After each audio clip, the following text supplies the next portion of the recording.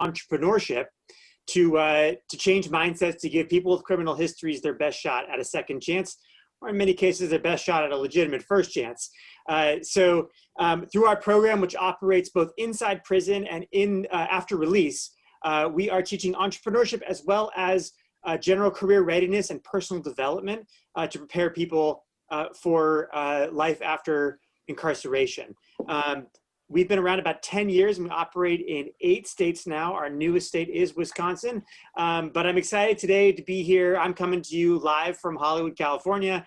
And I'm excited to be here with the group we have, who I know they'll all be introducing themselves for this important conversation. And right now, I think there's so much going on in the world that has brought attention to some of the most important topics in racial, social, and economic justice. The work that we do and our entrepreneurs in training, who are the people that participate in our program, that is about justice is central to what we are trying to accomplish, and thinking about the criminal justice system and how to reform that system to make sure there are fair chances for all when they come out.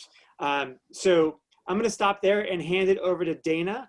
But again, thank you to everybody for being on with us, and I'm looking forward to this awesome conversation. Thank you, Andrew.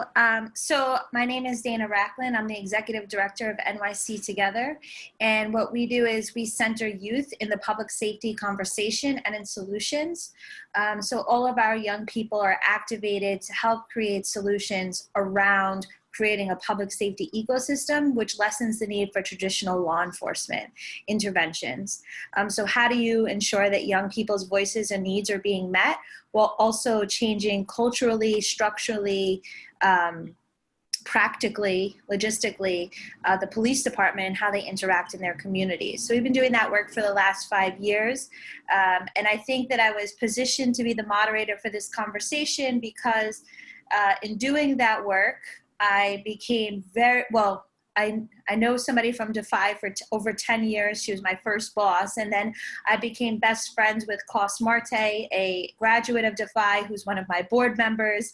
And Michael K. Williams is my celebrity spokesperson / really, I mean, that's the fancy stuff. But really, I would say Mike's one of my best friends and partners in the work that we're doing.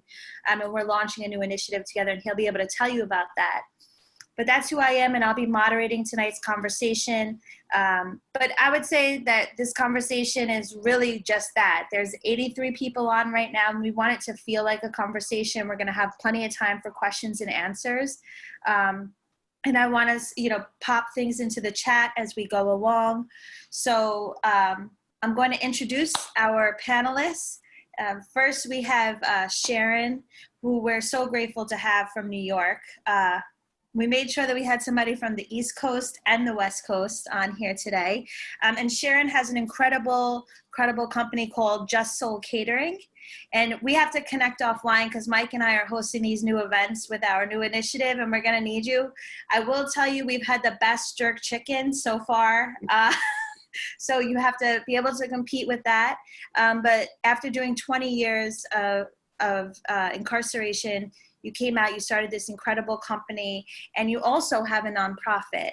And so all around wonderful person. And then we have Tavaion from the West Coast over in California, who also, I wanted to tell you this, Mike, Tavion's company, which is called Kick Cleaner. Mike has a ton of shoes. And Tavaion specializes in making sure that those shoes are cleaned absolutely perfectly with a quick turnaround time, perfect for any sneakerhead. And of course, need that. Yeah, Tavaion, we have a lot of sneakers in Mike's apartment that, and they're beautiful, decades old, some of them, right?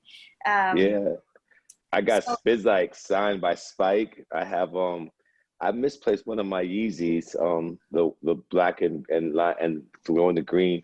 But yeah, some of them could use some love. I wear all of them. I don't care. I don't put none of them in. I mean, they go back in the box, but I wear them. So I need help. I'm over the challenge. consider us customers in both ways.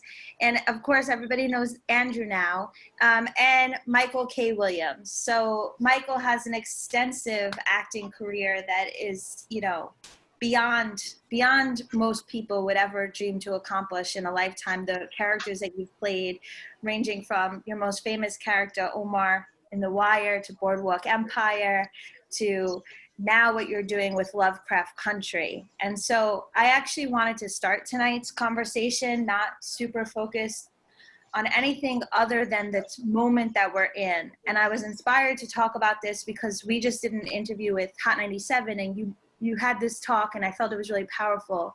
You know, we're in a really disgusting moment in New York, in American history, with what happened in the Breonna Taylor case. And you said that Lovecraft Country, your new show on HBO, really is timely for what we're experiencing. So I was just wondering if you could tell people, if you're not watching Lovecraft Country, you need to be watching it on Sundays on HBO. But if you could just, you know, speak to what it is that is speaking in your heart, given the moment that we're in right now in America, and how that's connected to Lovecraft and your character. Yes, ma'am. Well, first of all, Andrew, I have to say thank you for having us and for putting this together.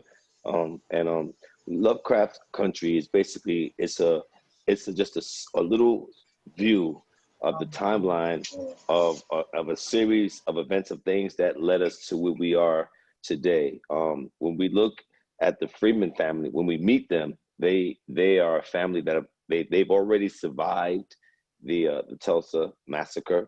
They get moved to the south side of Chicago, which is like moving to a war zone within itself. And this is all happening during the Jim Crow era.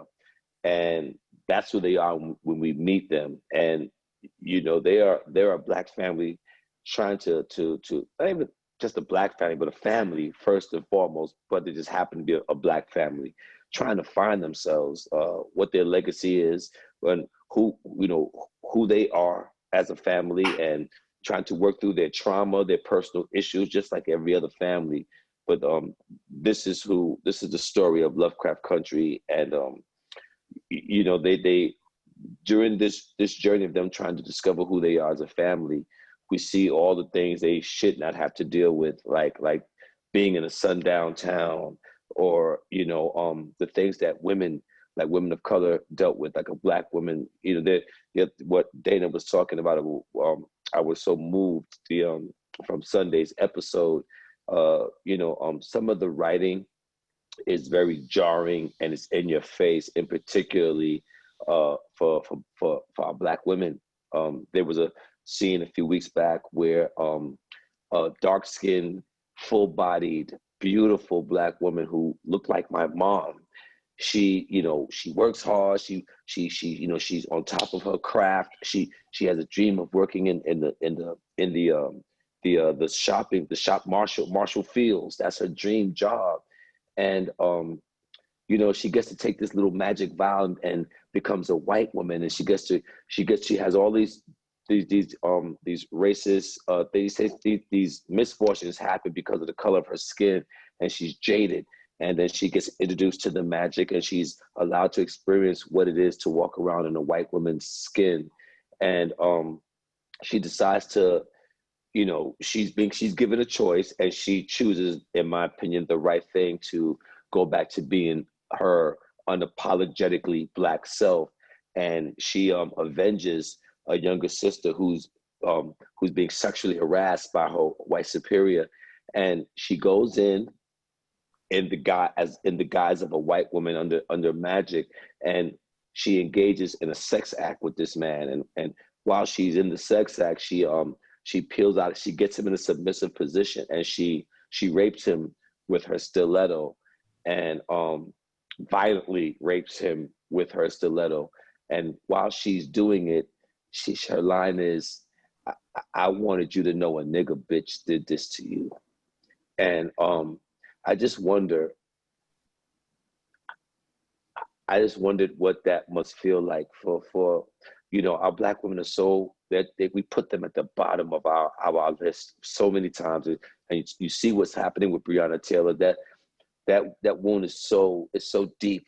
It's so deep for me right now. And then the other night we see another character, Hippolyta, where she time travels. She uses the magic to time travel, and she gets to a place where she realizes that she could be whatever she wants to be, whoever she wants to be, all at the same time. You know, you know, the Black woman, man, there's so much has been built on the backs of our women, so much. And she says a line that really strikes a chord with me again, when she says, you know, sometimes I just want to kill white people and I hate them. She said, but more importantly, I hate myself even more for allowing them to make me feel small. And I was just, you know, so that's the world that Lovecraft Country lives in. And you get all these little nuances, you know, during the storyline of things that happened right now, and that's happening right now in our culture. We see there's an homage to Freddie Gray when Letty's being arrested for bashing out those car windows, and on her way to the precinct, that rough ride that she was given, that was Freddie Gray. There's another homage coming. I don't want to give too much of the storyline away, but it's a very timely piece. I'm grateful to have Lovecraft Country to be a part of this, to have it as a piece of art or a mirror that we can hold up and take a look at ourselves as a nation, and to see, oh, these things were never dealt with. Maybe this is why we're here now. So, Mike, that's a great point about things that are not dealt with. And we see that almost all of your characters represent, all of your characters is activism, right? Every role that you've ever played has somehow shined a light on an issue that we're experiencing right now. And that's wide ranging. And we know who you are in Hollywood. We know that character.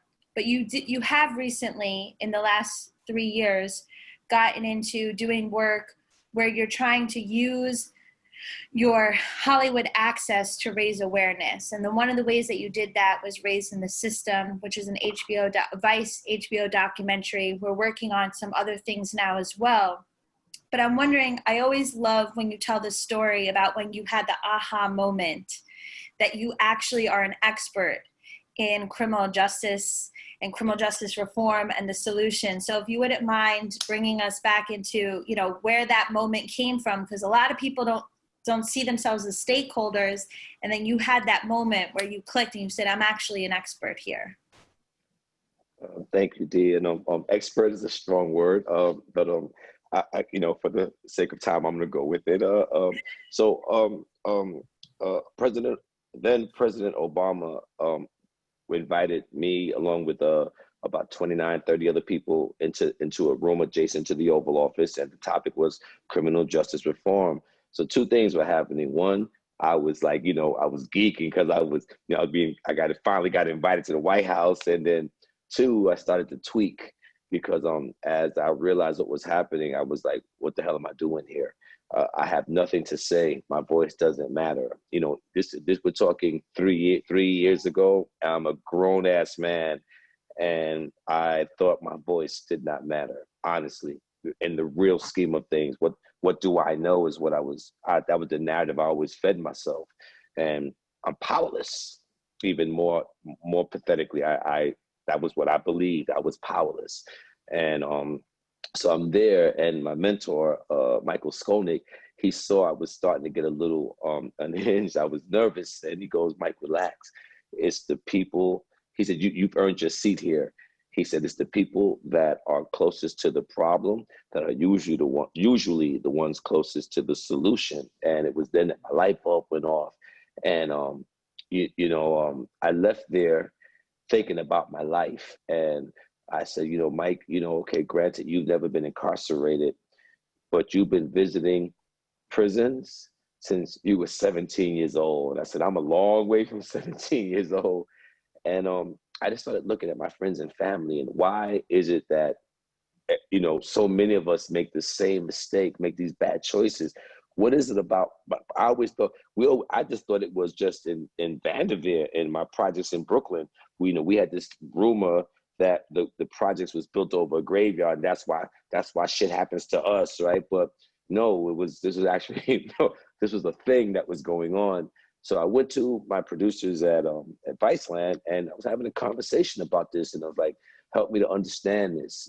I think maybe we could do something about this. So they asked me how old were my friends and family when they first got touched by the system. And when I told them all of their ages, and by the way, Felicia Pearson, who plays Snoop on The Wire, she was one of those people that I had brought up. I never visited her in prison, but I met her like 6 months after she got out of prison. When she came and joined the family of the cast of The Wire. So, and when I told them all of their names and their ages, this white man, I was, we talking, we kicking it, and he just so nonchalantly, he goes, "Oh, that sounds like the school to prison pipeline," and that literally blew me out of my seat. I never heard those words in a sentence before. I was like, what do you mean? A school to prison, and there's a pipeline? What are you talking about? I don't understand this. And I was grappling with that. How do you say these words? What does this mean? And so basically, raising the system is me taking a journey, and I went on the road. We strapped up, we packed up, and went on the road to find out, or to teach me what that was, what it meant, and how it works, and who it affects.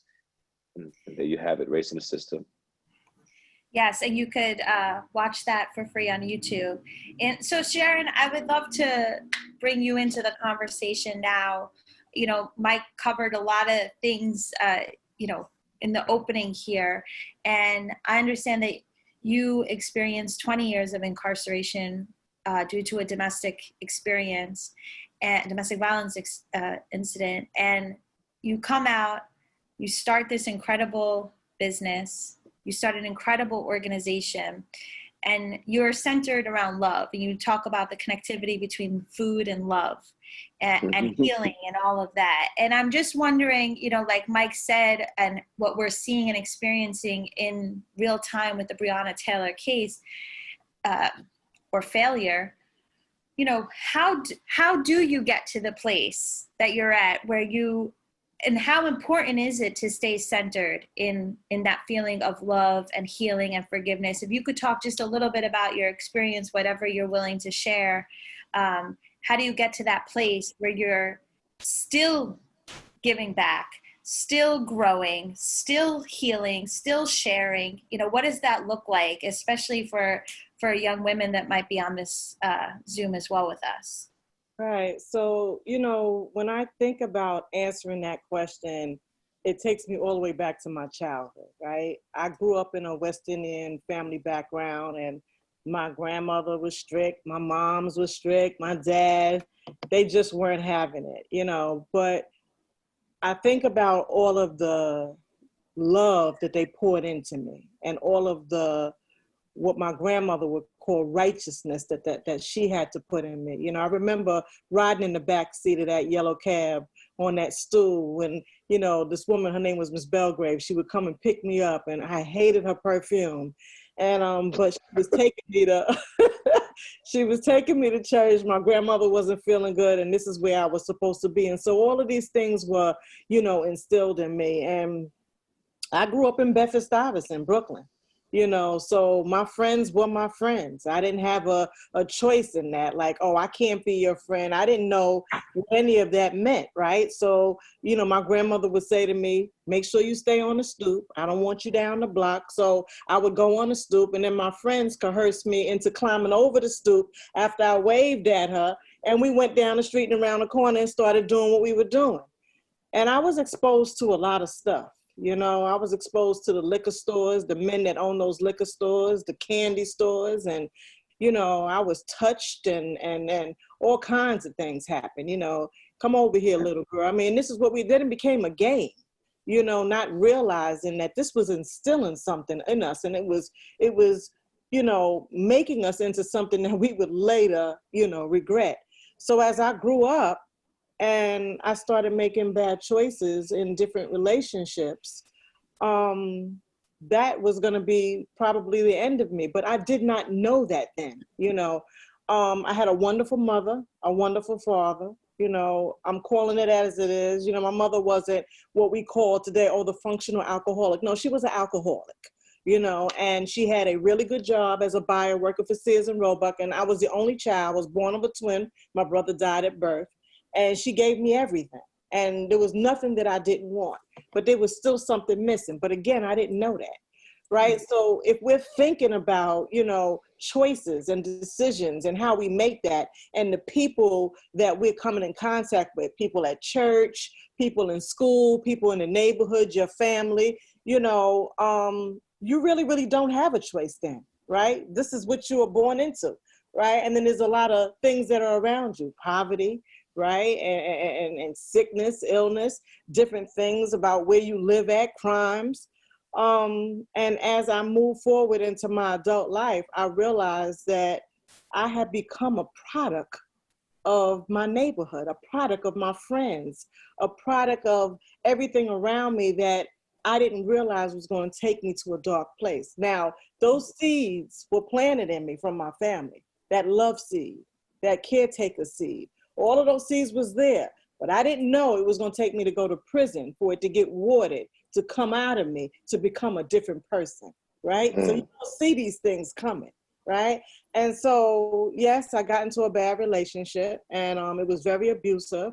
And this man did some terrible things to myself, my family, my daughter, and he was murdered. And I went to prison for 20 years. And during that time that I was in prison, I got introduced to the criminal justice system. Now, I got introduced to the criminal justice system in a different kind of way because I was a correction officer, right? So when I became a corrections officer, I got an application from an old friend of mine who said, listen, they hiring, you're gonna make some good money. And that's all it was about for me. It wasn't about the uniform. It wasn't about doing the right thing. It wasn't about any of those things. I just needed to get paid, right? And so I got into a relationship, bailed this man out of jail, shouldn't have, okay? All of the shoulda, couldn't, wouldn't, all those things. And it led me to going to prison for 20 years. So now I'm in prison and I'm saying to myself, I can't just sit here and let this 20 years tear me down. First of all, I didn't even believe that I was gonna do 20 years. After my first 5 years, I'm thinking I'm coming home. My 10 years, and I'm like, wait, I'm still here? At 15 years, I'm like, wait.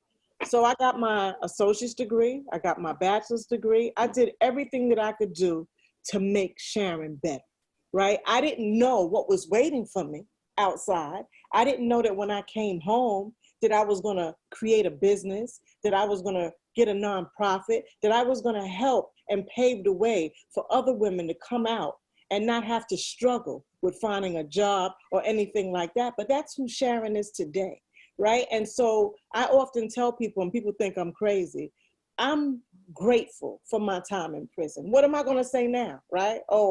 I didn't want to be there, and of course I didn't want to be there, but I'm grateful for the time that I spent inside because it made me who I am today. It made me this person that is very humble, very generous, very loving and kind, want nothing best but for my sisters, whatever it is that I can do. And so within creating Just So Catering and Reentry Rocks together, we have set a platform for people to come home and look at themselves in a different way. This is not just a regular reentry thing that we got going on. We're trying to do creative arts. We're trying to make things happen so that women can identify with themselves. If they didn't have those seeds that I got from my family, maybe we need to be the ones to plant those seeds, right? And let God do all the watering, but we're doing the planting and the watering. And we're just trying to cultivate something new in women coming out of prison so that they don't have to feel guilty for themselves. They don't have to feel like the victim anymore. Your time is over, okay? No sense in crying over that. You're here now. And what are you gonna do about it? And so we have created a program that works together, kind of like a sister entity, and we make it happen. It's a shame that we are going through what we are going through today. this coronavirus, this pandemic has put the entire world on its head.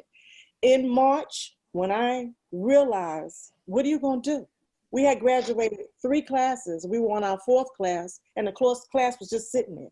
We couldn't come out of our house. I know for me, I was scared. I'm 60 years old. I didn't want to come in contact with this virus. I didn't want to have to face dying like this, right? My daughter's a correction officer. She came home and was infected. We didn't even know that she was, you know, and we were concerned about my grandson, myself, and everything else. The pain that it caused, what we endured in my own home was just crazy. And then in the midst of all of this, everything started happening, right? Breonna Taylor, say her name, right? George Floyd, heard it in broad daylight. What are we going to do? Now it's not even much about my business, right? It's not even about my business now. It's not about what are we going to do? How are we going to create something to fix this, right? And we've been trying to fix this for over 400 years, right? So what are we going to do now? And so what we did, my team and myself, we came together, we created a GoFundMe page, and we started raising money. And we used that money to give back and started feeding people in the neighborhood. We started to go to Brooklyn and feed the shelters and feed the community. You know, Mount Sinai Hospital, New York Presbyterian. We fed the children of essential workers out of Boys and Girls High. You know, and then I felt something different. I felt like, wow, here I was selling food. Now I'm giving the food. Why does this feel so different? Why is my heart so warm? You know, why does this just feel unlike what I have been doing for the past 5 years?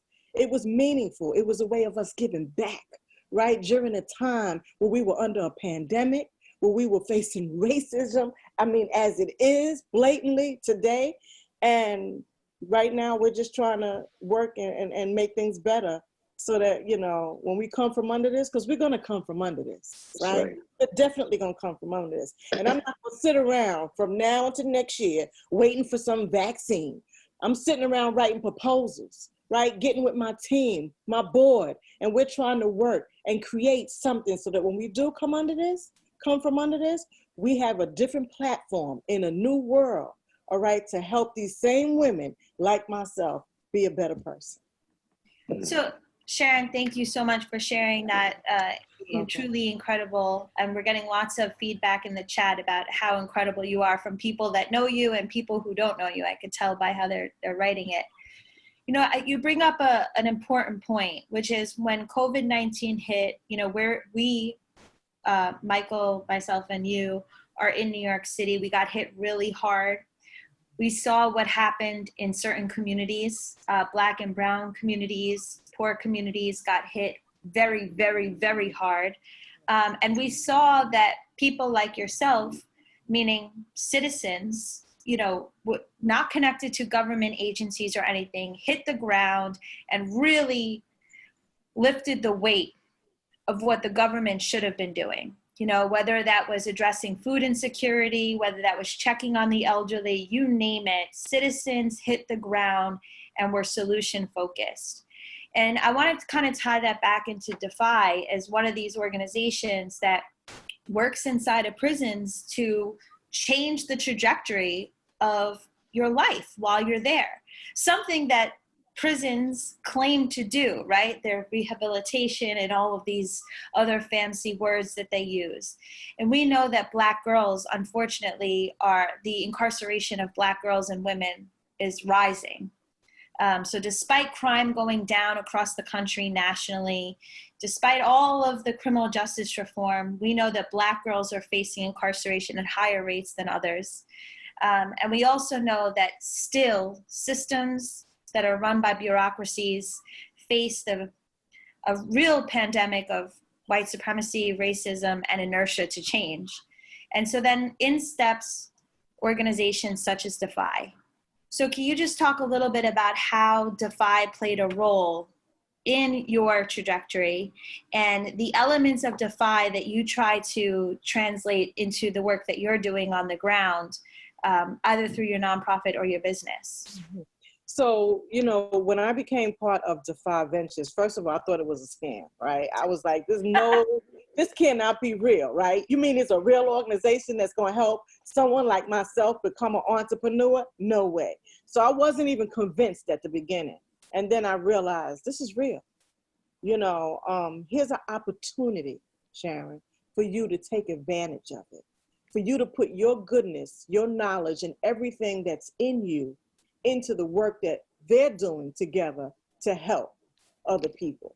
So me being a participant of Defy Ventures opened up a whole nother level of understanding of my returning home. So, you know, coming home with an education, coming home and living with my dad, you know, then him passing away and just a lot of things that were happening, you know, being on parole and just all of these things that could kind of like oppress you again, right? Defy helped in not just creating a business, but bringing some of the things out that needed to be out. They taught me how to tell my story. They taught me how to work with people who would help.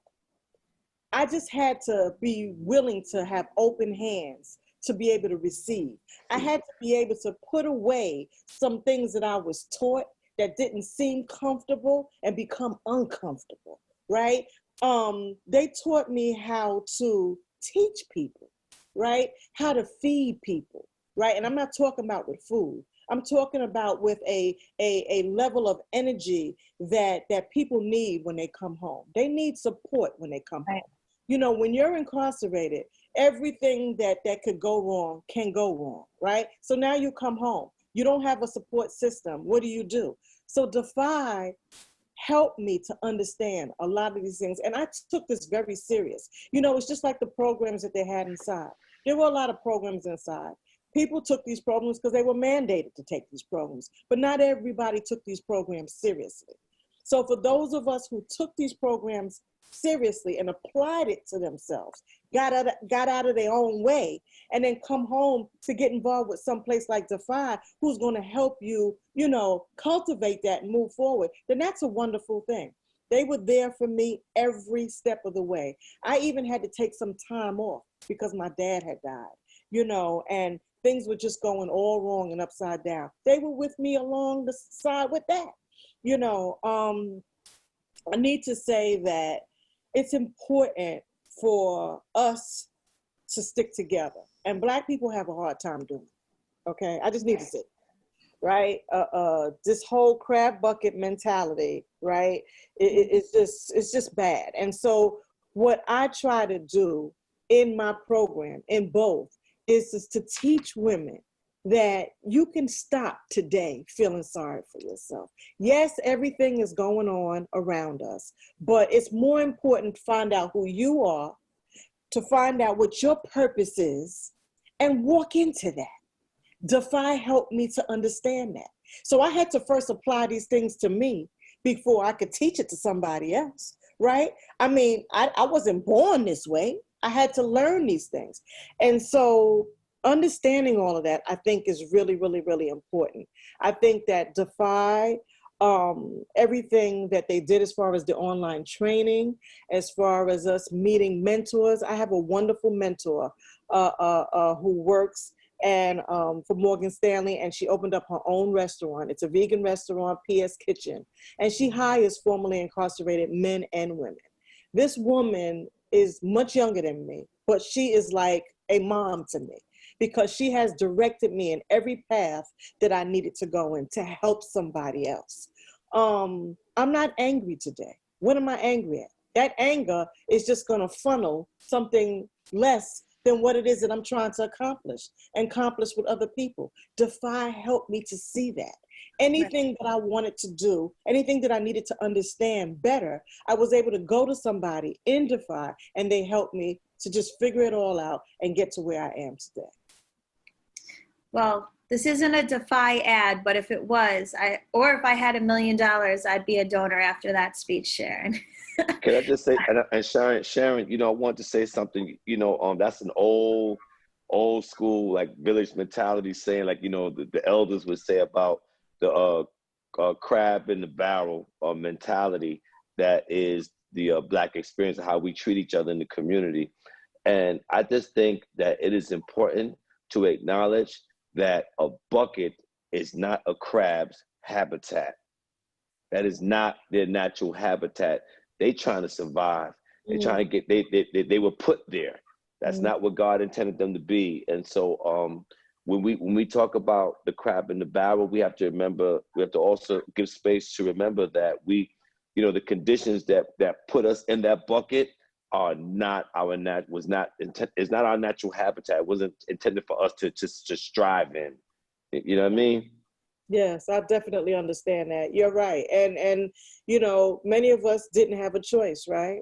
You know, man. Like no one tells us, you know, oh, you should have had better parents, or you should have lived in a better neighborhood, right? You know, I mean, how could you even say these things to someone, right? Knowing the conditions that many of us were brought up in, right? You know, we may not have been fortunate like some other people, but in the situation that I'm in today, I'm making better choices and better decisions. And I'm funneling myself through the lives of other women, my sisters that are coming home, and showing them how they can do the same thing too and survive.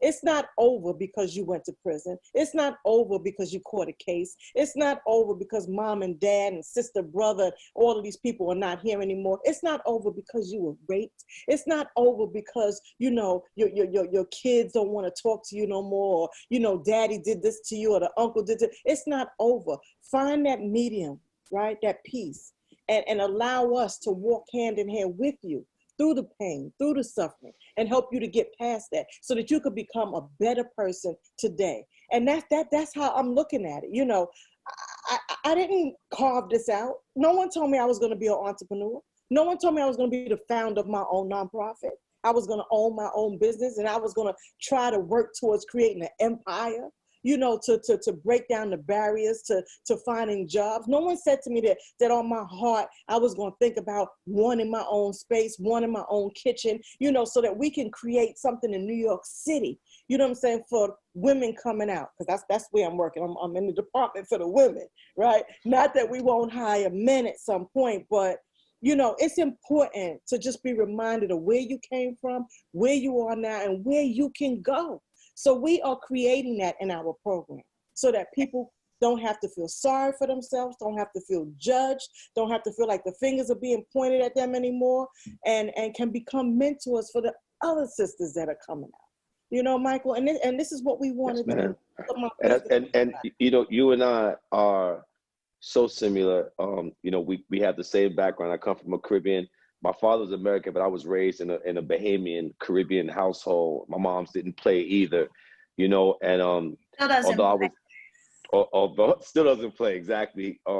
Although I was never incarcerated physically, I was mentally and emotionally through my addiction. You know, as you know, it's an everyday battle for me. Is the disease of addiction, and you know, a lot of times I tell people thank God for the drugs because it helped me to deal with the pain. Little girls are the only ones in the community that get touched. You know what I'm talking about? So there's a lot of things that I had to navigate as a Black man. You know, a young Black man coming up in New York, and you know, and the traumas that were handed down to me. But you know, which is, Dana, you know, you opened up the segment talking about these roles that I have in my resume, you know, and a lot of times people think that, oh my God, you pick such amazing roles. It's actually the other way around. These characters are picking me. You know, I sit here as a man just happy to be alive today, you know, to be drug free, and for God to give me a platform to, you know, I don't have the choice. I don't get to assimilate into any other race. I am unapologetically a Black man, you know, telling Black America or just Black narrative, what it is, what does Black male masculinity and being a man look like for someone like me. That's all I have. And I wear that as a badge of honor, you know, to be able to tell stories that touch our community and that our community deems as truthful and honest and upright, right? You know, and right and with empathetic and with compassion. You know, like one time I was talking in an interview, and I was talking about people always ask me, aren't I afraid of being typecasted? I'm like, well, what am I supposed to do? This is who I am. These are the stories that the universe has chosen me to tell, and it is, I don't see other actors being asked, do they feel they're being typecast for telling their white stories? They tell them over and over and over again. But when it comes to my urban, as they call it in Hollywood, my urban stories, all of a sudden I need to be concerned about being typecasted on my career. So I say to that, I had to find out. I had to ask myself, what does that question mean? Why do people, they stereotype us, not just in Hollywood, but we're stereotyped in our communities. When you come from a certain community, when you've been incarcerated, when you've been on drugs, that's it. Game over. You go in the bucket of with numbers on it. That's your number now. You're a statistic. And I realized that narrative was spilling over into my career. So I said, you know what, Mike, it's my job to not let them stereotype my characters. It's my job to make them see each one of my characters as individual people with individual experiences, and not put them in a box or redline them over as, stereotypical characters. And that's been my plight.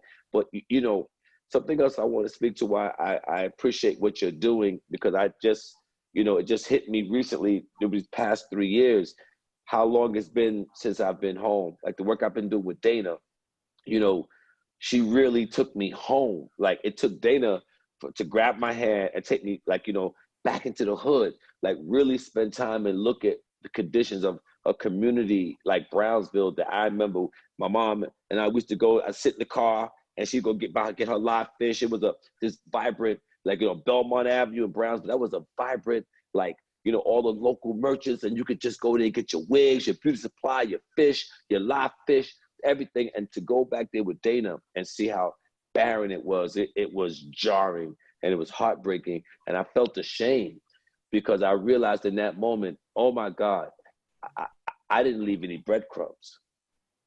I did not leave my breadcrumbs. I said, what I did was I left my children alone to be raised with just the women and the local police department.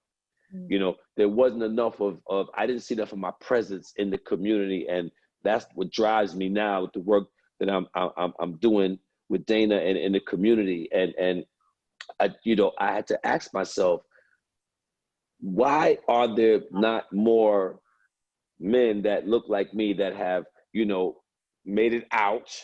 And why do I see more evidence of where we come from? Because everything that we were told to do had that undertone of getting out. We were conditioned to do everything for the sake of getting out. But where are we going?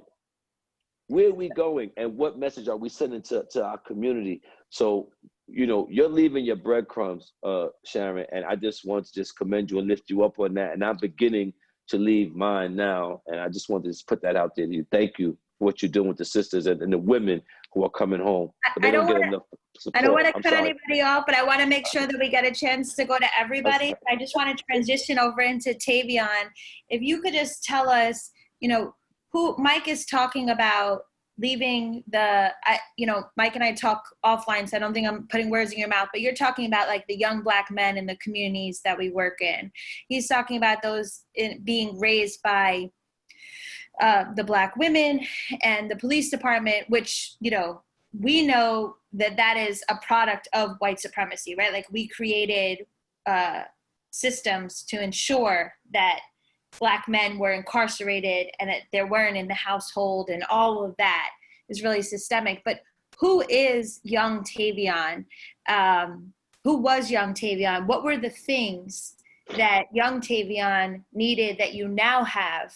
And what part of that came from Defy? What part of that came through your own personal growth?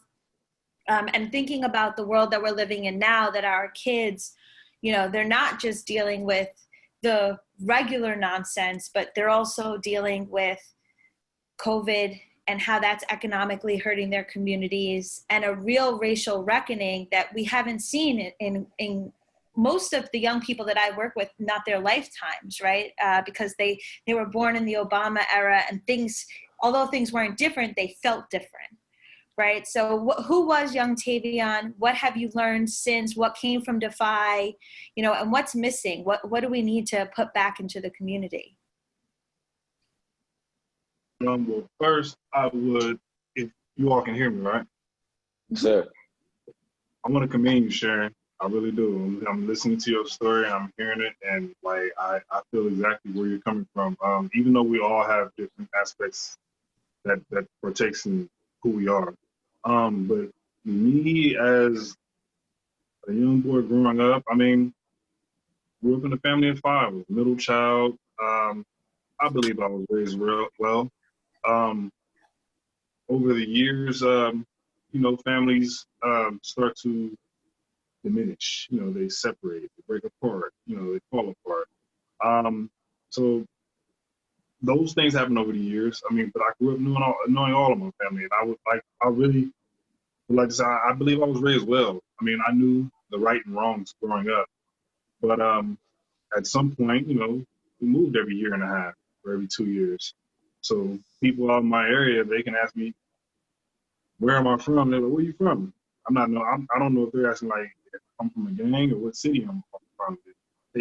Whichever one they're asking, I don't know what to say sometimes. Sometimes I just tell them I'm a Rolling Stone because I've lived everywhere, you know. But in these communities that I grew up in, just watching the older men that's always been around, seeing what they do, whether they're selling drugs, gangbanging, pimping, you name it. And I was around it. With us moving around so much, I went to a whole lot of schools. And then being from the LA area and looking up to the individuals that I looked up to growing up, I felt like I had to be hard and I had to be, you know, so that tough guy and everything else. So I got in a lot of trouble. I got kicked out of schools and I did a lot of busing. So, you know, from the age of, say 9 or just about 8, I've been catching city buses since that age, and from one city through 3 other cities just to get to school, you know. So I had my rebellious times when I was younger, things that I was exposed to, whether like gang violence and drugs and anything else you can think of. But one thing I can't say about myself is I've always wanted more for myself. Even when I was doing wrong, when I was younger, growing up, like I wanted to do the best wrong I could. I always looked at it like that.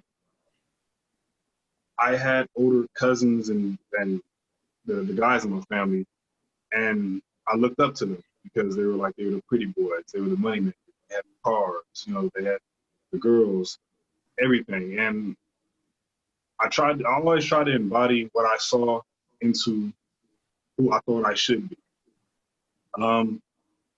And over the years, I had to learn how to pay attention to who I am. Because a lot of times throughout these years of my life, I was not who I am. I wasn't really being me. I was being who I thought I should project, who I thought I should be, how I thought I should respond, how I thought I should act in these communities around when I'm with the boys and, you know, I'm hanging out with these girls and everything else. So I got into trouble a lot at a young age, and I ended up getting locked up myself. I spent about half my life in prison, just about. Can you repeat that again? You spent half your life what? In prison. Okay, because you're breaking up a little bit. So we're getting some people in the chat. If you don't, maybe move a little closer to the camera. Okay. Yeah, about half my life just about in the system. And it's crazy how so used to it I got over time. Just like how Sharon was saying, you get locked up at first, it's like, okay, well, this is not gonna last long. And you're doing your paperwork, you're doing your research, you're filing what you can, and whoever you can get to file the paperwork for you.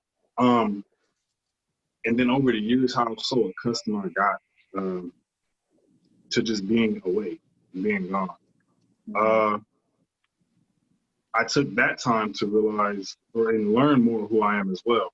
So I had to do a lot of reading. I had to do the times that I spent in the holes. I had to learn how to, I don't know, keep my composure and not go crazy because of all the unfairness that goes on in prisons and streets with police and guards and everything else. I mean, I've had some COs pull me to the side because they like, you look like you about to start some shit. And I mean, I'm not no punk, but I'm not gonna let anybody step on my toes either. And next, you know, they screaming to stop resisting. They trying to whoop on me, and I'm whoop, and I gotta fight back. And now I'm catching extra time, and I'm sitting in the hole for 3 days, missing court dates when I'm in trial. And I finally get to trial, and then they hold me accountable for that as well. Like, so, I've seen a lot of the unjustness, a lot of the unfairness, and throughout all of it, I just had to continue to humble myself, man, because all the trouble I've gotten into it in my life. I always realized it did nothing but hurt me more because, you know, at some point I was really dedicated to inflicting pain on other people. Like I said, when I was doing wrong, I wanted to do the best at doing the wrong I did. And so I had to humble myself and I had to pay attention to who I am and who I want to be. And that took the time, I had to take the time to learn to like listen to my intuition, things like that. Yeah. And leave my ego out of everything that's being done in life. Like people, you know, our ego and our pride drives us a lot of times. So I just started listening to my intuition, pay attention to who I am. And then after that, I had to learn how to continue to be who I am, even when I'm not by myself. When you're sitting in a hole for 3 months straight, yeah, you have no choice to be who you are around yourself. And then you get back around these people and, you know, in prisons, you know, after you get out of a hole doing some hole time, you know, they kind of look up to you like, oh, all right, he did his time in the hole. He's still doing his thing. Like, I see you. All right. Like, that's all to you. And then you take that badge, you put it on your shoulder, and you walk with it. You make sure everybody see that badge, and you walk in the room and everything else. So I had to learn how to continue to humble myself and be me, wherever I was, however I was, everything else. And I had to learn how to take care of myself as well, because even though I have a decent family, like, you know, at some point it was out of sight, out of mind. Mm-hmm. And so I've always had this like productive way of thinking. Like, even when I was doing wrong, my favorite movie was Catch Me If You Can. Leonardo DiCaprio, he just driven me. I'll dress up in the suit and I'll go play the part just to try to get this scheme or scam done. But over the years, I took it more and more seriously. So I kind of became a man in many hats, I guess you can say. All the different talents all the different talents that I've seen myself going through when I was growing up, I was great at all of them.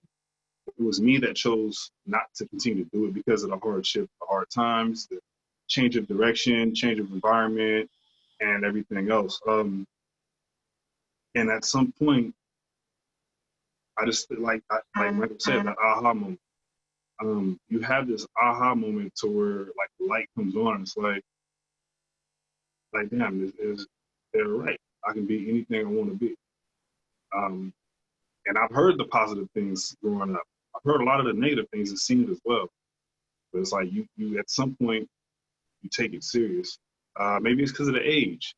Maybe it's because of the years. But for the most part, I was just tired. I was tired. And seeing that all I've been through, I've continued to be myself and humble myself and be resilient with any and everything I'm doing.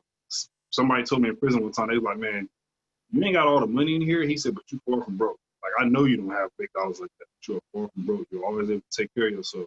And there's always something that somebody's going to need from you.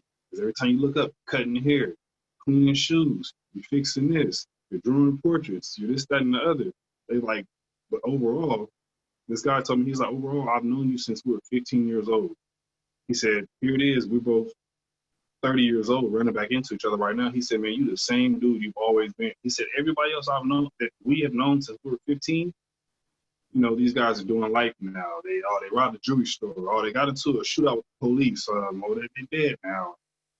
Whatever the case may be. And he was like, man, you still hold your own. He said, but you are still you. He's like, man, I appreciate that, man. He said, man, I'm actually happy I ran back into you. And there was a small instances here and there throughout the prison, my journey, where I seen myself as a role model, and it made me feel that much better about myself. Because again, I know who I am. I know who I want to be, and I just have to stick to continuing being me. Getting out,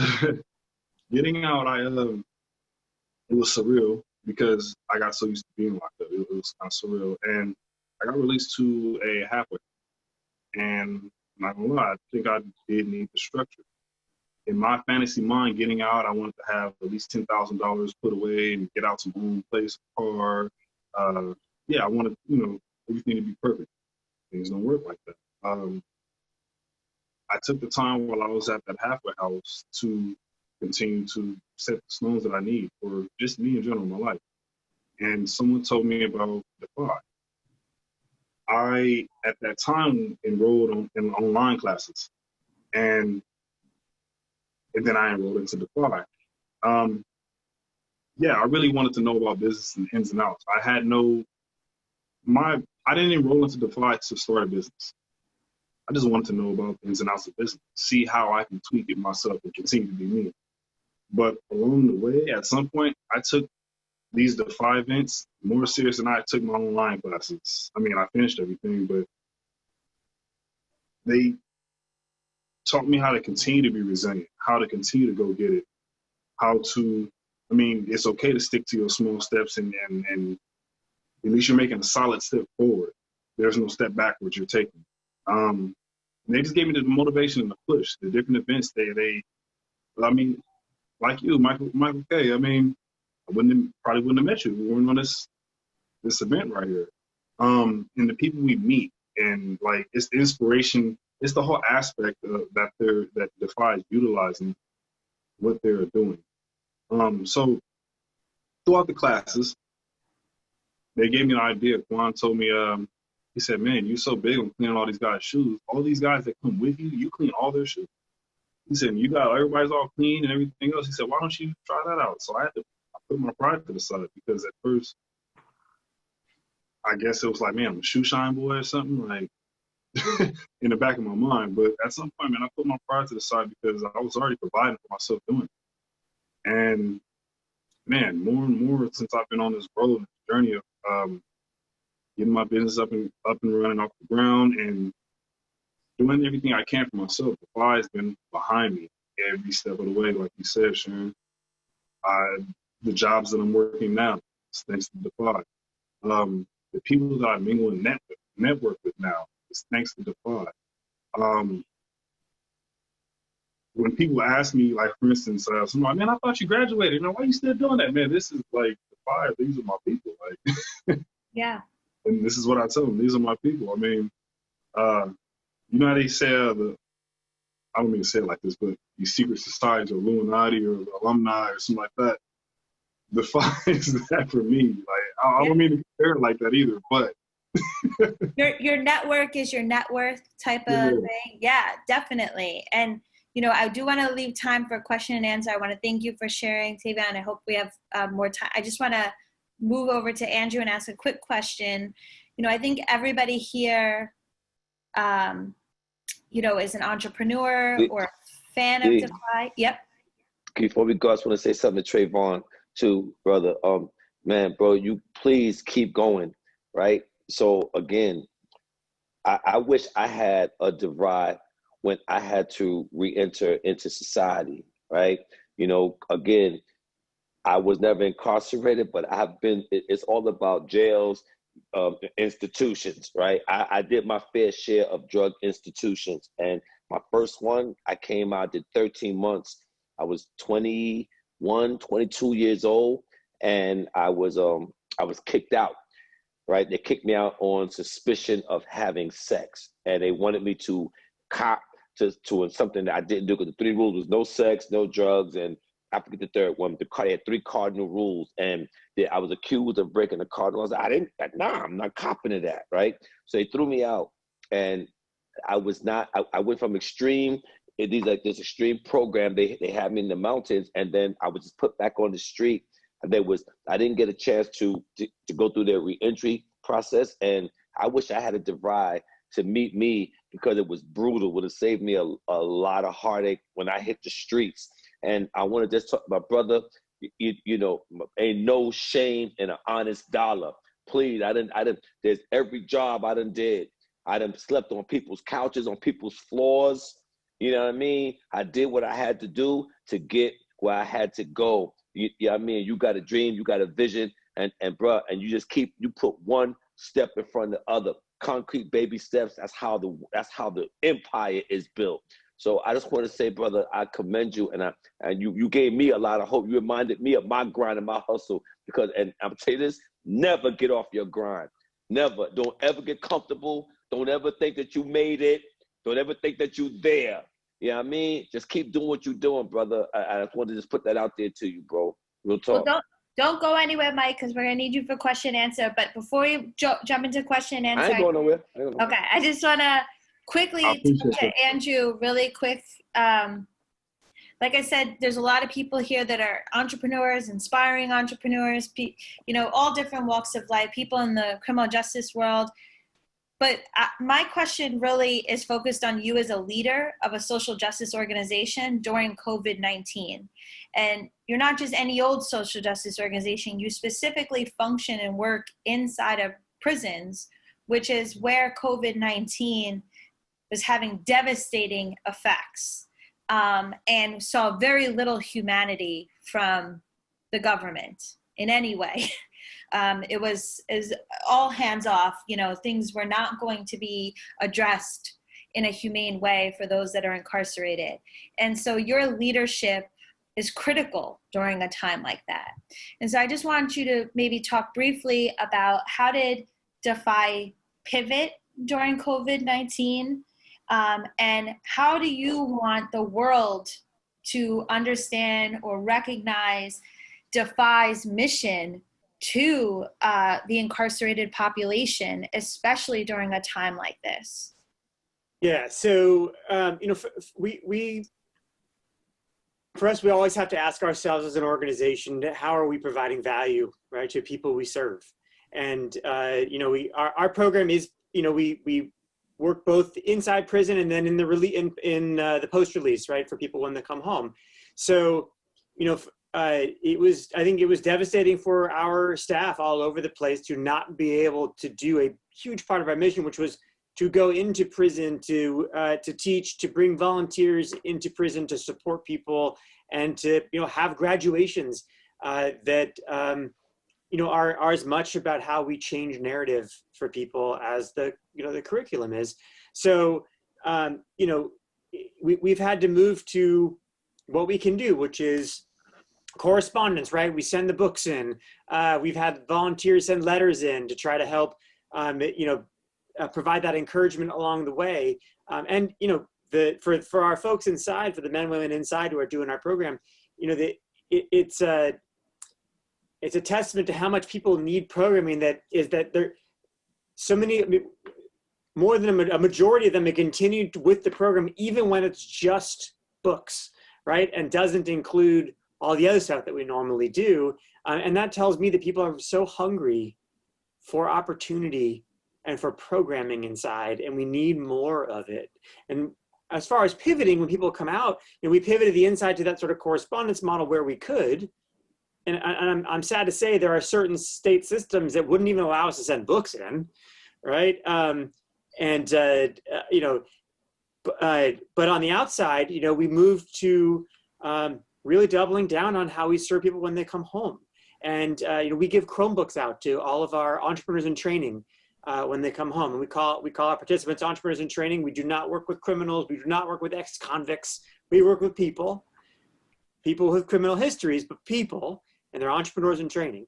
And we give them Chromebooks when they come home so that they can get on and continue the programming with us online. And we've been able to really pull that off, to be able to provide more of that support, whether it's community building or skill-based workshops or coaching with volunteers. So that's still happening.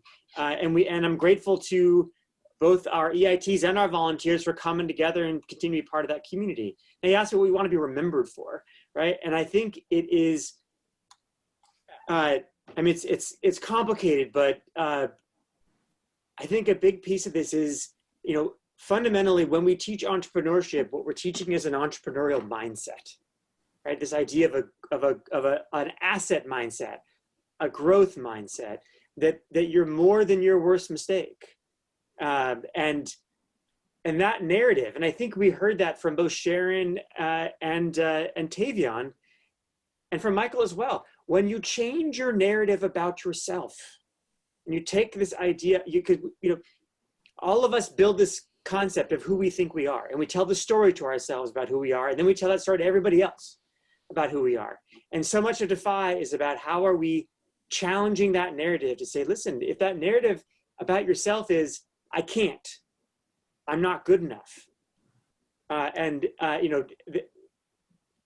That's what we're trying to change there. And then in changing that narrative, we're also changing how other people think about your narrative, right? And that's so much our mission is to change mindsets. We're changing mindsets for people who are incarcerated or come in formally incarcerated, and we're changing the mindsets of people who have never been incarcerated, who might have these preconceptions about who is in our criminal justice system and why they are there. And saying, look, everything you think about is wrong, right? Yeah. Now let's have some human interactions here and change mindsets. And then we can start to address some of these structural injustice that's out there. And that's how we start to change this. Yeah, amazing. Thank you, Andrew.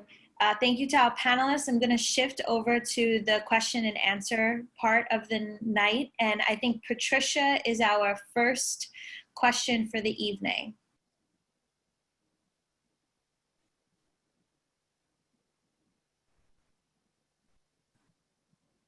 A little electronic lag here, but it'll happen. Takes a minute to promote people up. Okay, I'm sorry about that. I'm not sure what happened. No worries. How are you? You doing? Yes, how are you? I had a question for Sharon. I also did time in New York, so I've been following Sharon's story for quite some years. I'm one of her biggest fans. And I wanted to ask, being outside with other women with criminal histories in the workplace, how has that been for you? Because it's a very different environment than inside. So how has that been for you, Sharon? Thank you, Patricia. You're welcome. So it hasn't been easy, right? So when you have done time with women, especially the amount of time that I did, which was 20 years, and then you come home and create a platform like this,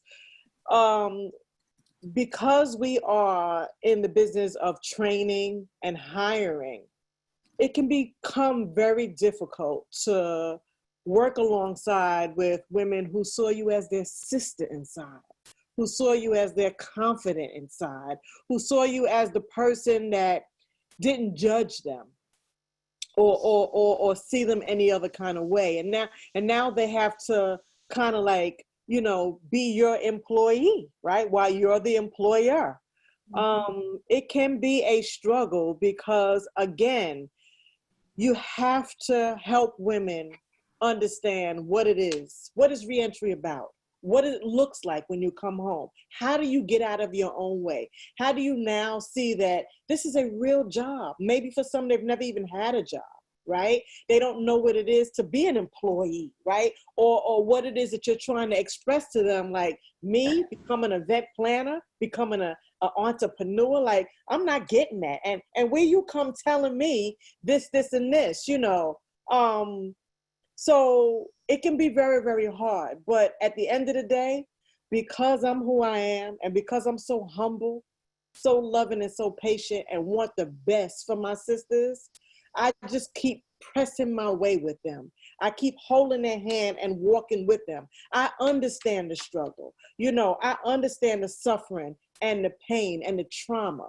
I just want to tap into another piece with that, Patricia, something that you said, Michael. You were talking about stories, right? So we are working with women to create their own dialogue, their own narrative, their own story. We want to be able to tell our experiences in a storytelling form so that it can warm people's hearts who've done nothing but judged us for so many years and continue to point, oh, you know, you hired her, she killed her baby. What, you got her working for you?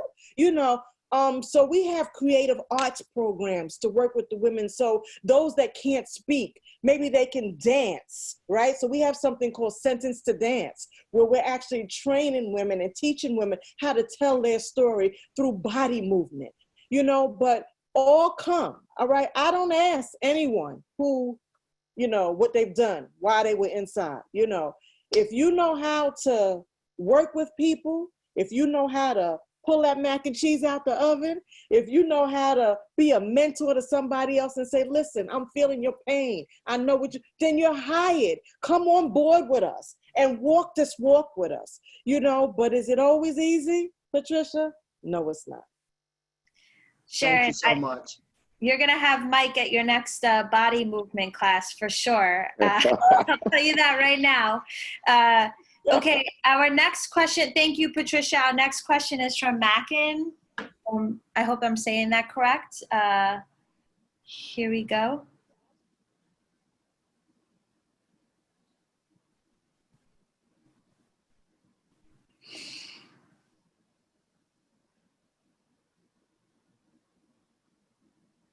Oh, you're on mute.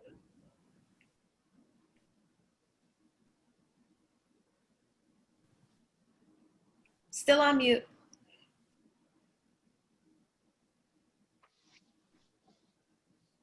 Now? Yep. Okay. Hi. So I guess I had a question for Andrew. Well, first, thank you to all the panelists for this event. I'm in Virginia, close to DC area. So thank you for everybody. I know it's late. It's a Tuesday night. So my question is for Andrew. I wanted to know, first of all, is education available to inmates in all 50 states, and that is 50 states and territories? And does that include state-funded, state prisons, federal prisons, and private prisons? And also, are inmates that are getting ready to get out, is there a program, or is it mandatory for them to participate in those programs or have a release plan, or how does that work? Yeah, so I can't speak with authority on what goes on in all the states. I think it varies, honestly, from place to place. And you know, this is one of, I think, is one of the great tragedies of our, among the many, of our prison system, is that there is, in many cases, a lack of embrace of the rehabilitative mission, and instead there's a focus on confinement or vengeance, right? And that lack of focus on the rehabilitative mission is a big reason why we have a 50 to 70% return to prison rate. Some systems are more progressive and have more programming. Other systems, you know, the attitude of, you know, these people in prison are animals, they don't deserve programming, we shouldn't spend that money there, right? I mean, it is so wrong-headed, no matter what your political persuasion is, right? You know, this is what you know, a correctional system secretary once said, which I thought made a lot of sense, was, look, 90 to 95% of people are going to release, and they could be your neighbor, right? So why wouldn't you want to have rehabilitative programming inside and have that mission of rehabilitation? So some prisons have it. Some prisons offer, you know, you can get degrees, master's degrees inside. You know, I would love to bring Defy to all 50 states. You know, but what we need in this country and in our states and the federal government is funding for programming, so that we can expand those programs, so that I don't have to go out with my hand out saying, please, please, I'm begging you, will you support us to deliver this program inside, right? And it's not just me, you know, there's lots of great programs out there, but you know, there is a lack of sufficient programming and a lack of political will to do that. And that's something that we all got to be part of voting for and telling our electeds that we need more programs inside. That is how we have fewer people returning to prison, right? And that is part of dismantling the system and thinking very differently about it. Unfortunately, I used to say the prison system is broken, but unfortunately it's not broken. It's functioning exactly as designed, right?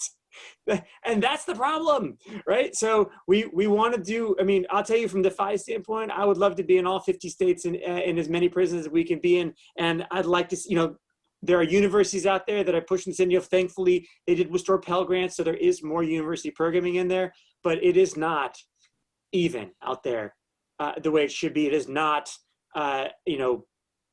it's not consistently available the way that it needs to be.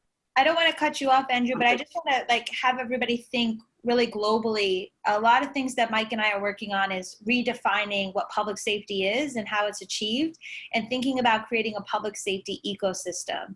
And reentry and programming is a part of that ecosystem. So we can't look at law enforcement and law enforcement agencies like Department of Corrections and Probation and Parole as the center. They need to just be a component minimally, and everything else also has to be equal to that component. And programming like Defy and other reentry type of programs and programs inside are part of that public safety ecosystem, because we know that that creates greater public safety.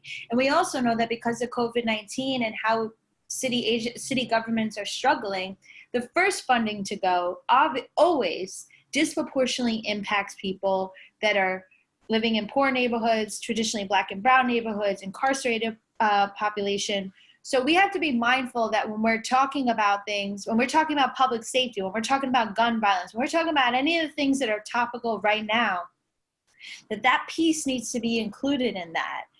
So just thinking really mindfully when you're if you're speaking to electeds or not. But I want to thank you so much for your question, and I want to make sure we get to other people. I wanted to ask Yolanda, I think is our next question.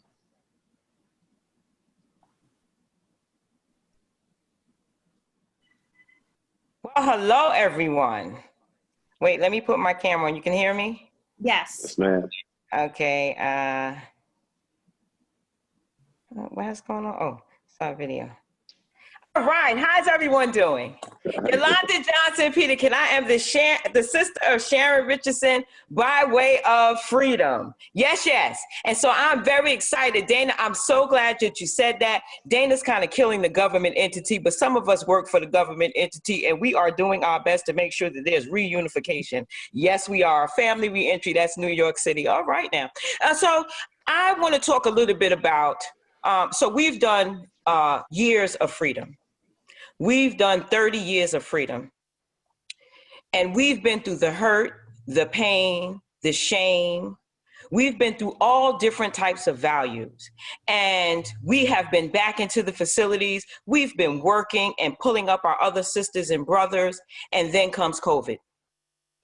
And when COVID came, COVID pulled the sheet back from some of our sisters and brothers and showed that not just being piled on to hurt, shame, pain. Tavaion, you know what I'm talking about in our communities, right?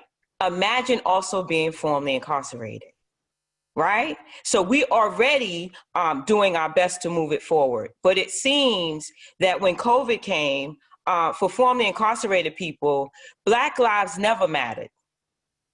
So when you compile all of that on, and many of us are well educated, we know that education is the key, that's a fact, or vocation. But there's a deeper root, and it feels like it's hatred and racism. So imagine, if you will, being in one of the highest places where people go to prison in New York City and still living in that community and knowing that you're doing your best and knowing that you're making strides. And yet it still feels like the hatred and the racism is so deep until sometimes we're trying to figure out how to go forward. I need to hear from you guys about that. Which community in New York City are you referring to? East New York, Brooklyn, that would be. Mm-hmm. Yes, absolutely. Absolutely. Mm-hmm. Anybody particular you want to hear from, or is it more general? Well, I think that, where did Michael go. Did he disappear? I know I scared him. I do have that effect on folks. Yes, I do. I think he might have dropped out. I know he'll sign back on. He might have hit the end button instead of camera. Right, but I will tell you that, yes, we work a lot in East New York over with Man Up and the Cure Violence teams out there, and trying to do programming with young people in East New York. And I would say that I work very closely with city agencies as well. But I do think that what you said is exactly right, that racism and white supremacy is suffocating communities. And we have to say it. We can't like tiptoe around it and be like, well, this guy is nice. Nice to who? What does nice mean? Our people, we were on Ebro in the morning on Hot 97, and he's like, oh, well, Ebro said change takes time. I said, no, change takes courage. Who are the white people in power that are willing to risk political safety and cover to create change and equity? It takes courage. Yes. And we all win. Even if they do that, even if they lose their political safety, they'll be winners in history. And we've yet to see that. We saw that with Bill de Blasio, that he ran on a police reform platform. And we got more of the same in our police commissioners and how we police. And the communities like East New York, like Brownsville, they experienced very little change. A study just came out from 2018. They saw that 16 to 20-year-old Black teenagers in that age group were 8 to 9 times more likely to be stopped by the police than their white peers.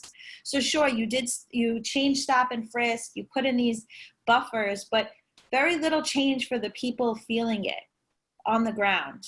And we could talk about Black Lives Matter all you want and put a poster on the wall, on the floor, and paint a mural, but go to those communities and it really doesn't match up with how we're delivering.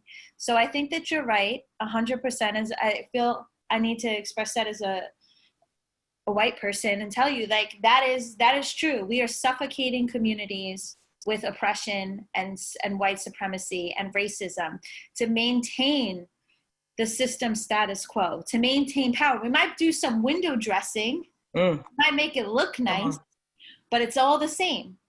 And that's because we have yet to see anybody with courage, in my personal opinion, to create change.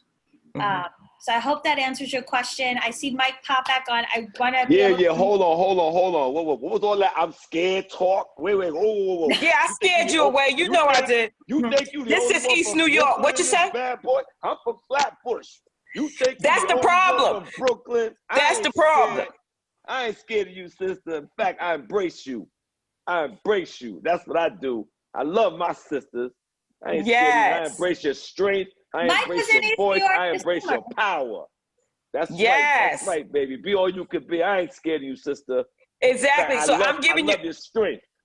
Yes, that's right. And I'm giving you an open invitation, both you and Dana, to New York City Public Housing, which we don't call the projects anymore, family reentry program where people who have criminal justice are moving back in to housing. You come on down. Thank y'all so much. Love you, Sharon. We'll connect offline.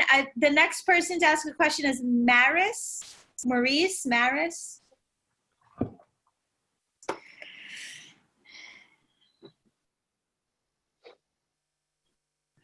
Sorry, D, that battery died. You know how it be. Oh, I know. It's okay. Sorry if I said your name wrong. Please correct me. All right, it's Maurice. You got it right the second time. I just want to say thank you, Yolanda. Your energy was like impressive, so thank you for that. So my question is to Tavaion and Sharon. I have two questions. This is the first one. I wanted to know what advice you would give to families who are receiving someone back in from incarceration. How do you help them with that transition? Because that's probably going to be the first point of contact for them. So I wanted to know your thoughts on that. That's a great question. So I would suggest, and it's difficult because every family is different. And some people don't even have a family to come back to, right? Or some people do have a family to come back to, but it's not the family that they would prefer, right? A lot of people don't want to stay in transitional homes or whatever, and all they may have is just to come back home to mom and dad or sister and brother. But it's very difficult because you have to know that that person that's coming home is not the same person that went in, right? And I don't care how long they've been there, 5 years, 10 years, but when you start talking about 15 years, 20 years, that's not the same person that left 20 years ago, 10 years ago, 15 years ago. That's number one. Number two is that, I know someone that just came home actually that just did 25 years and she's back home, and already it's kind of a little bit of chaos because the person has to fix this and fix that, and this wasn't done, and and now you have grown kids, right? When you left, you might have left children at home, right? Now they're grown. So how do you deal with your adult children? How do you come back and just make everything right? Right. One of the things that I know is really, really important is that you have to have a strong support system, not just the person that's coming out doing the reentry, but the family too. There has to be someone interacting with you. And I'm not just talking about the parole officer, because my parole officer, in my situation, he was good, he wasn't good, but I couldn't wait to come off parole. And I had life parole. And, because of the laws changing, I came off in 3 years. But it was kind of hard because there were certain things that they let you do opposed to certain things that they won't let you do. So all of that's part of it. Then you got to find a job. Then you got to get ID. So it's almost like, okay, I wanted to be home. I'm home now. And now the family is nuts. You're nuts. It's overwhelming. So you need that program, right? And this is part of what I do. My reentry program, my nonprofit, is just to assist in that way, right? And I'm trying to recreate a different type of reentry program so it doesn't look like some of the older programs that were just kind of like waving people in and out because of the numbers, right? There's different things that's part of helping a family, helping someone maybe understand. We talking about mental health issues also, right? That's a whole nother piece, right? If a person comes home and that's the issue up front. It was the issue 5 years ago, 10 years ago. It's still the issue today. What do we do for someone who has a mental health issue, right? How are we going to address that? So I would suggest to any family to get help. You cannot do this on your own. And there's a lot of families, including families like mine's, right? West Indian families that just don't want nobody in their business, right? And it's difficult. Then you have some cultures, where that's just like, not, we got this, we'll do this, but it's geared to fail because.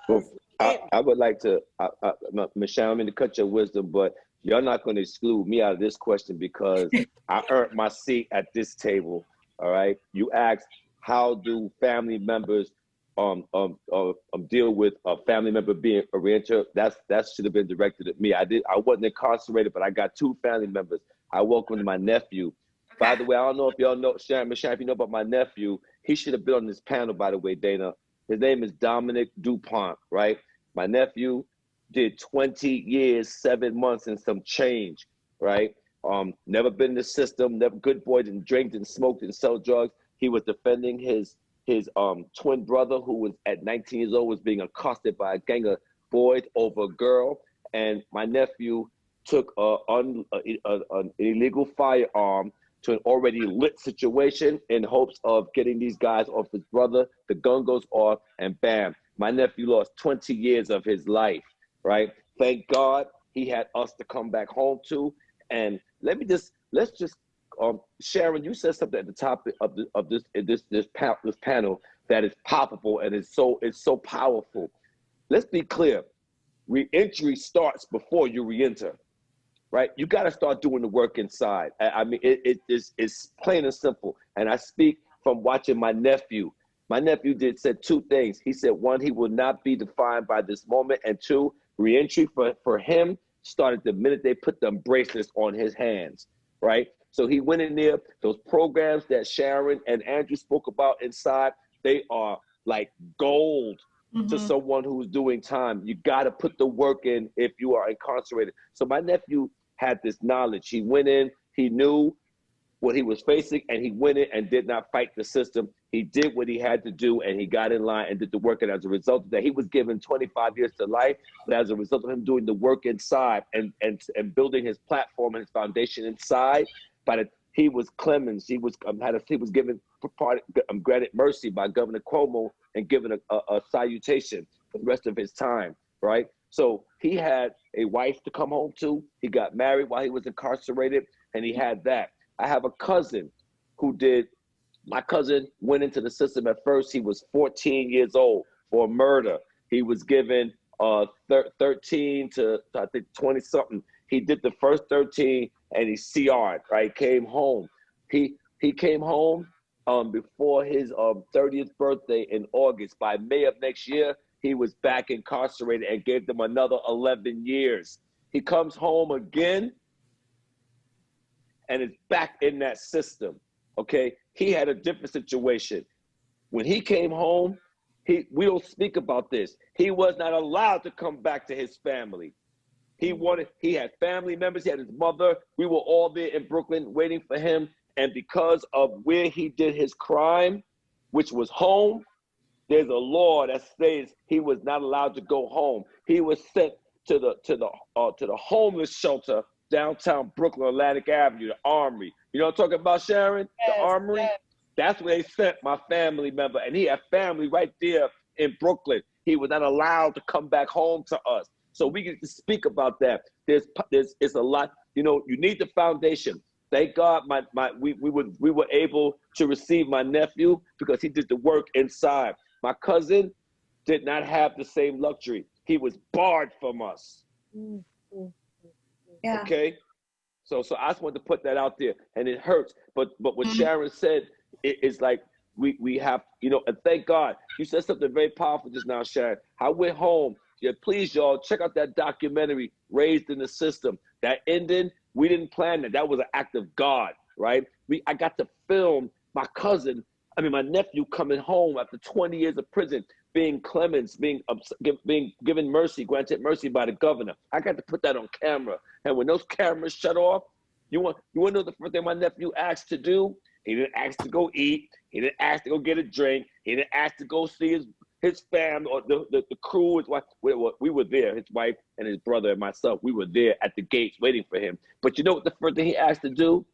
Yo, Unc, do me a favor. Take me to the nearest post office. I got an ID I need to get. I'm tired of being a number. I was a number for 20 years. I want my name back. You see, he had the mindset while he was in there. You can't put the reentry all on the family. You got to start it while you got to start doing the work. Sharon got her education. She was an educated woman by the time she stepped free because she knew. Because see, what they said earlier, what Andrew said, 95% of us are going to come home. It's how we come home. But you got to ask yourself that question while you inside. Not if I'm going to come home. What type of man or woman do I want to be when I come home? And Sharon, she put the question to herself and did the work on the inside. My nephew Dominic did the work on the inside. So your transition into society you're not deer in headlights. If you're waiting to assimilate when you come home, chances are you are going to recidivize. So most of the time you're going back in. You got to do the work on the inside. Do not take those programs for granted. It's a team effort. So that's what I'm sorry, I got real, you know what I mean? I watched it. No, I really appreciate you sharing that. And a lot of what you said regarding your nephew resonates with me and what the situation that my family are going through. So thank you very much for sharing that. I don't know, Tavaion, if you kept coming on and off of mute there. I don't know if you wanted to add, but if not, thank you though. Where you at, T? I mean, you guys both actually hit it right on the money. It starts with, you have to pay attention to who it is coming home. And I can only speak from the coming home part because out of my family, I only have 2 other cousins that's ever been locked up, and one of them is still gone. Like Sharon said, I'm not the same person I was when I first got locked up. There's people that knew me before I was 15 and 16, and they see me now. They still expect me to be the firecracker or the hothead that I once was. Right. And I'm nowhere near that. And they're still stuck in that state of mind. Yeah. Came out better. Start when you're inside before you get out. Like my fantasies and dreams of being whatever and having this money and cars and everything before I got out, I couldn't just sit and fantasize about it. I had to work towards it. And these individuals, when they get out, it's all the state of mind that they're in and what they're willing to do. Housing somewhere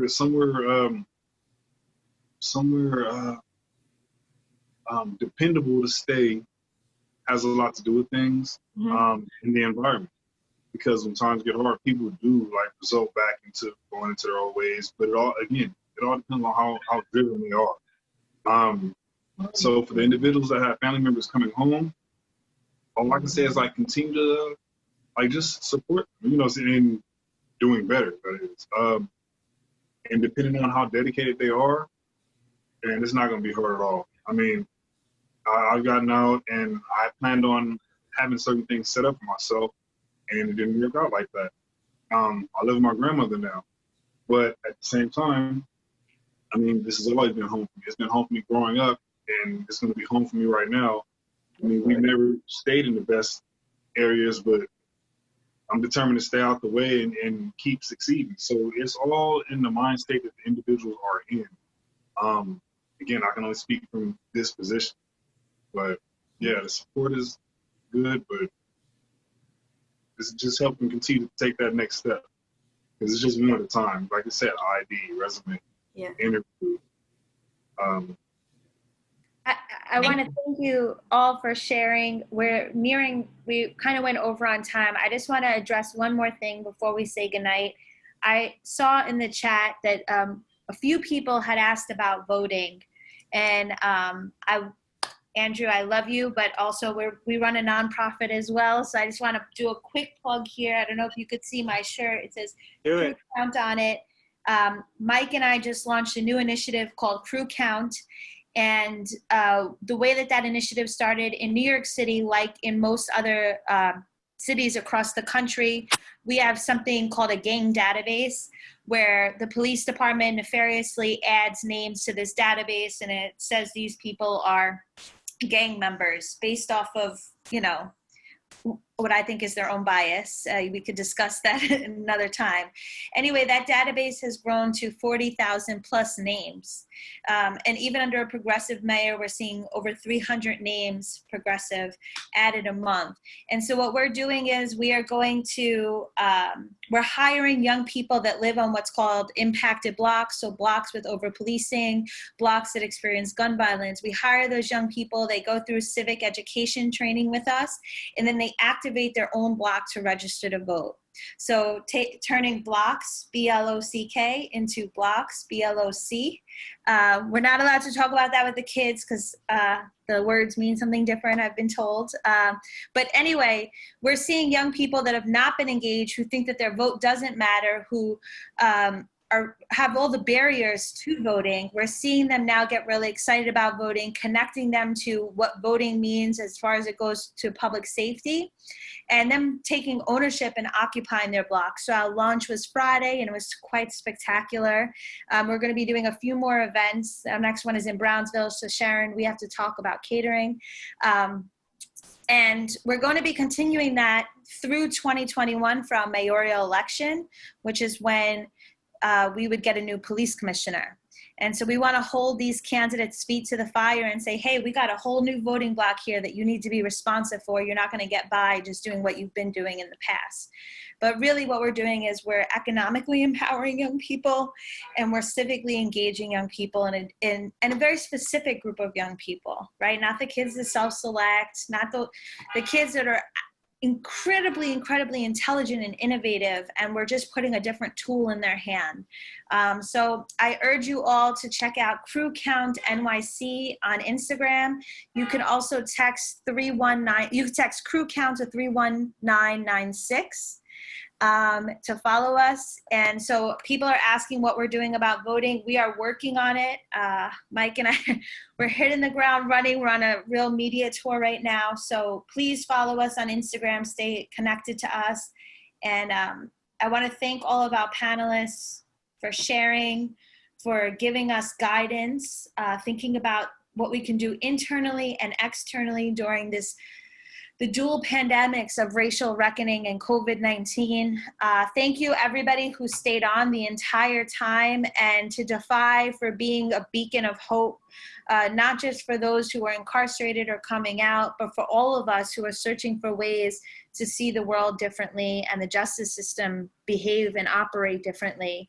And of course, Michael, all love, twice in one day today. So we love you all, and enjoy the presidential debates if you're going to watch it. And in the chat is all of our information. So have a good night, everybody.